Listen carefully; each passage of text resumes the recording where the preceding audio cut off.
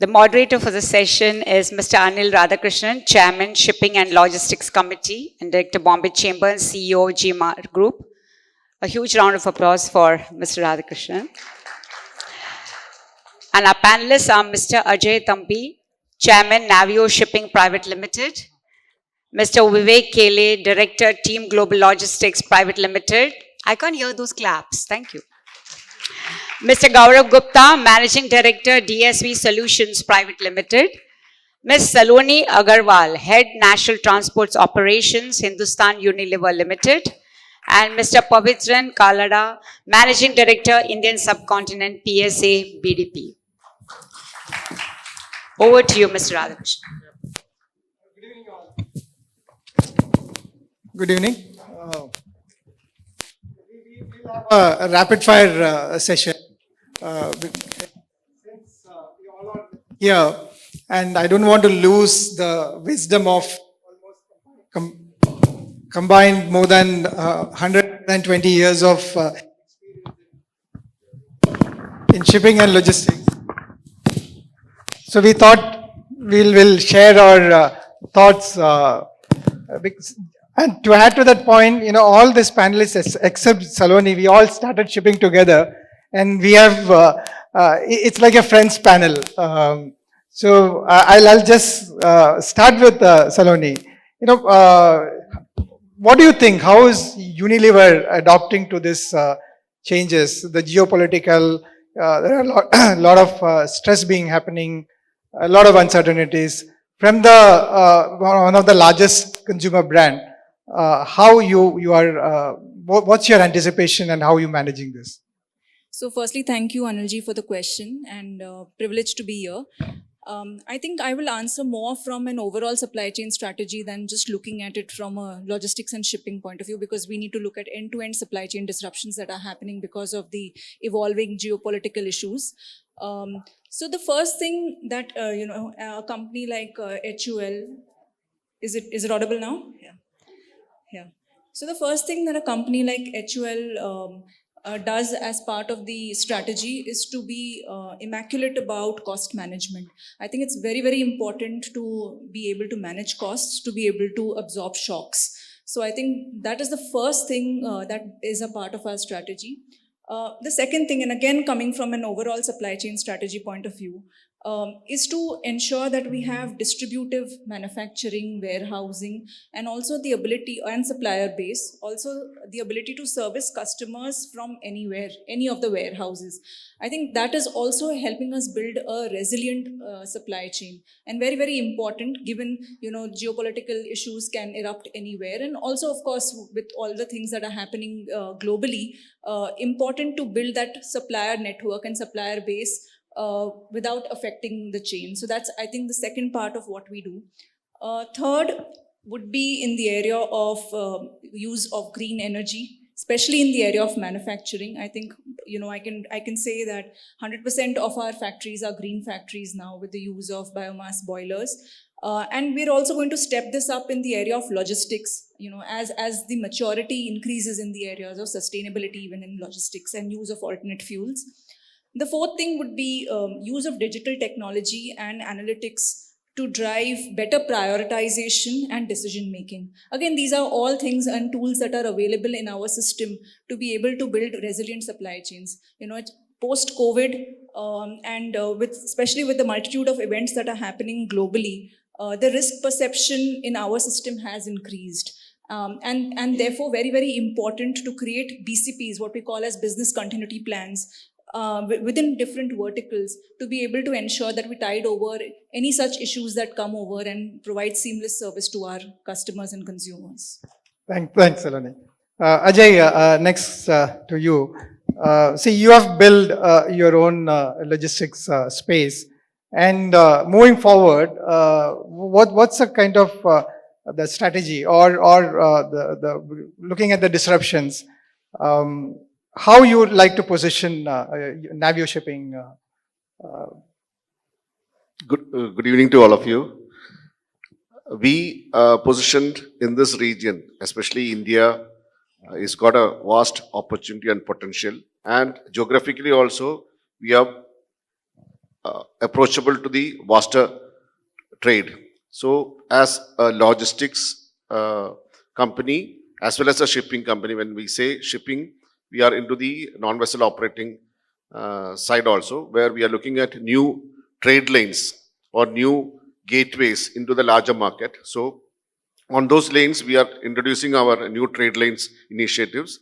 And from the logistics perspective, we are looking at the gateways which will cater to the vaster, larger markets, and technology which is also catching up, which should also be effectively utilized for the total infrastructure. And being in India, representing the whole nation in various markets, now with the infra, with the road, rail connectivity, and the coastal and the international businesses coming in, there is a vast opportunity to ensure that there is an effective usage of this multimodal transportation. So, on that note, we are poised to take on the future. Thanks, Ajay. Now I move to Gaurav, you being with Maersk and then now with DSV also going through a lot of acquisition. With all this, you have your growth strategy, you have your inorganic strategy as well. What is your core and where you see, you will be losing your, sleep looking forward. Thanks, Anil, for this opportunity to join this panel and share my views. So for us, I would just like to take from where Salonee was highlighting. I think as an international company, as a company which is doing all forms of logistic services in India, I think for us, what is very important is the presence. We were talking about geopolitical disturbances, international challenges that companies are facing. And for us, we are actually handling a lot of distribution centers by virtue of our warehousing, which is present all across the country. So we have to really plan a lot of these things well in advance. We use our system where we're doing demand planning. We are already telling our customer the trends, in terms of their requirement of the products. We are also trying to mitigate this by, near-shoring some of the activities. So instead of, always going for things which are coming from outside, we are trying to procure a lot of things in India. Another very important thing what DSV is doing, and we are very proud of doing it. We have a lot of in-house developed IT systems. So we're using tech in a very, very big way. I think our WMS, our TMSs, they're probably the best, if not the best, is one of the best. And I think we are using them effectively to counter all the challenges that we face, whether it is geopolitical, whether it is outside the country, or whether it is inside the country. Talking about the pandemic, our warehouses, they were not shut even for one day. So I think a lot of it was because of the planning that we put. And I also like to say that knowledge of the policies, knowledge, and relationship with the authorities also plays a very important role. As DSV, we are obviously now post Schenker acquisition, we are probably number one in the world. And we will continue to focus on presence. So we would like to serve our customers all across. And we would also like to focus a lot on technology and technology development. So we are able to take care of these challenges. Thanks, Gaurav. See, if you ask me my journey of last 3 decades in shipping logistics, I would say for our country, this is the best time. In terms of, if you look at the infrastructure improvisation, in terms of digital infrastructure growth. So, I would see whatever we have aspired for maybe a few decades back, things are slowly getting into a reality. On that basis, Vivek, you have been in the Indian logistics industry for quite some time. What do you think, where we are positioned today, be it the geopolitical challenges, what is happening, but I believe we are very strongly positioned to face the challenges. I just want your opinion on that. So there are a few things here that we need to touch on. One is the sustainability, of course, because the world, we have committed globally that by 2050, all the countries globally are going to go carbon free. 2060, China is going to go, and 2070, India is going to go carbon free. So are we building, our capabilities in terms of logistics infrastructure? So yes, we as Teamglobal, we are, built country's first green CFS, and all new offices, etc. Whatever we are doing, we are ensuring that they are compliant with the sustainable option. Second is about, the second theme of the conference is the geopolitical situation. So geopolitical situation is now, all along you had the communist bloc and you had the, the capitalist bloc.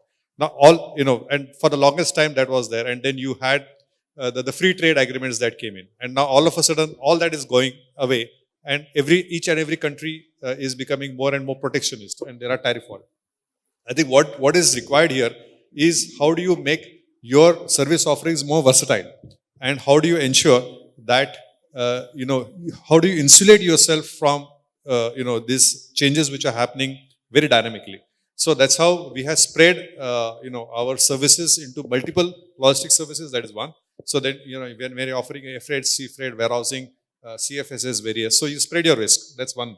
Second is also you spread your risk not only in terms of the verticals, but you also spread your risk in terms of your global reach. So you have to have strengths on various sectors, be it Europe, be it US, be it Far East, be it China, be it Asia Pac. So you spread your service offerings across the globe. So when you have certain sectors are impaired by this tariff wars and maybe the actual wars that are happening now globally, you always have some other trade lane to lean on. So you spread your risk geographically as well as vertical wise. I think that's one of the ways we are approaching. Thanks, Vivek. Pavi, with PSA being a global organization and with PSA BDP alliance, you have moved into the integrated space. And now we have seen that Trump has announced $1 million fine for the vessels being built in China, or even have China flag. How this kind of situation is going to affect the trade balance? Thanks, Anil, and also Bombay Chamber for inviting me to be in this panel. But I think Trump's announcement, too early to take it into force actions, right? If you look at the last, since he's comes on power, many announcement is being made. I think we see Honorable Minister is basically saying that, he continued to be making announcement. How much is that? Actually, if you see all those announcements, only one is implemented. That is 10% tariff on Chinese goods, right?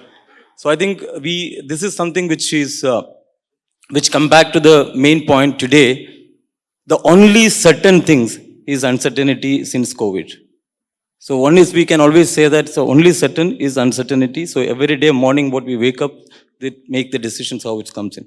So what we see in all those aspects is to see how do we make the entire ecosystems with more network connectivity, making an organization more agile, nimble, and quick to react to the changing environment. Because in this uncertain world, what is actually happening is that the trade imbalance is going to come in. Trade shifting is quite faster than expected.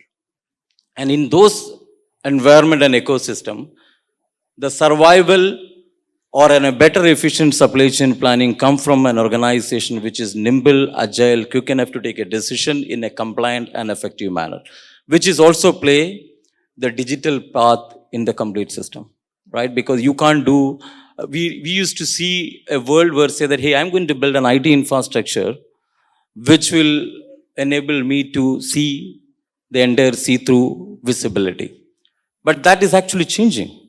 Can I get something which can be a plug and play so that quickly I can get it, integrate into my main ERP system, which enable me to give every touch point, have a more reliable information visibility. So I think that's where we need to see this all change and uncertainty transforming into an investing into quick enough digital system.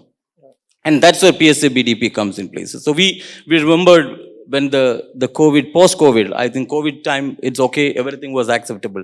The post-COVID system, every company say that how do we have an ecosystem which can play a digital plug and play environment. So we come out with Navigator, which is including getting the port ecosystems, getting into the land systems, and in terms of land service provider, ocean carriers, air carrier, and the truckers and warehousing. So all those things you can't build in, because even today, getting all the system see-through making also is a challenge. So you need to get in the pieces and get into an ecosystem integration quick faster, and then deliver to the customer to give them the complete door. And then the last point, which has been quite an interesting, is that the risk monitor. So we come out with a product which is in a digital called Risk Monitor. What is that give is that where how quickly customer get an proactive informations in terms of potential strike. An example, because the port all across the world was getting congested. Strikes are been quite unpredictable, because you see US East and West Coast, and we see many other European ports coming in, and Asian ports were getting congested. So in that environment, customers not seeing that, how do my containers on board a ship or a cargo which is passing through a particular route has a potential risk. So we brought in a lot of artificial intelligence, machine learning, and AI put in places, and which we give a customers a visibility, at least a predictable information, which say that your vessel is passing through a particular corridor, which potentially have an upcoming port strike. Yeah.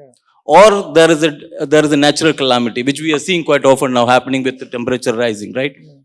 So we did that, and then pushing through this information as immediately getting into an alert, saying that, hey, you have 5 containers on these ships, or maybe 100 containers on this region, which has a potential threat of delaying. So that supply chain and procurement leader and effectively plan alternative, either near source, or he can have say that, hey, end customer, your final product is going to be delayed. So those are the area which we are actually looking at and putting in place. That's a great point, Pavi. So only one more last question to you. See, you have all the service providers here, the transport provider, the terminal operator. What is your, if you ask 3 expectations from the service provider, what would be that? So, while all of you all are from the shipping industry, my ask would be largely from the road logistics. Yeah, road logistics is also there. Yes, because this is where, most of our consignments go through. I think building a very, very agile and nimble supply system, right? Okay. We are in an era where there is a lot of demand volatility. Demand volatility which is induced, some part of it is induced and some part which may not be induced. And I think from that standpoint, having an agile ecosystem will really help so that we are able to cater to the rising consumer expectations. Okay. Yeah, which is very, very pertinent in my industry at least. Yeah. So that is the first thing. Thanks. The second thing that would be important is driving cost efficiencies in our operations and working, how can logistics service providers partner us instead of just being a service provider, but, having deep partnerships to be able to drive cost management and better cost efficiencies. And the third thing, something which is very, very important to our overall purpose and goal, is to be partners in driving road safety and sustainability. Okay. I think these are the 3, I would say, call out the 3 things that I would call out the service providers to help us with. Excellent, Salonee. And one last, just one point, and then we'll wrap up the session. If you say just one critical focus area for you, Gaurav, what that will be? All of you guys. So the critical focus area right now for us is to achieve our sustainable goals. So as an organization, we are really focusing on that, and we are hoping to probably get there. That'll be the most critical thing that we have, in addition to all the other usual things that we do, efficiencies and cost and so on and so forth. But sustainability is actually pretty high up on the agenda for us. Yeah, same thing. Sustainability, one of the important components of sustainability is digitalization. So through automation, you automate processes and you reduce cost and also reduce a carbon footprint. So now we are embarked on a journey of mapping out our entire carbon, current, the carbon generation and GHG gas emissions in our entire operations. And now we're going to set targets up to 2030 as to how we can reduce it. So sustainability and digitalization. Thanks. Ajay. Definitely, we are positioned in a volatile industry as a mid-size company and into the liner agency.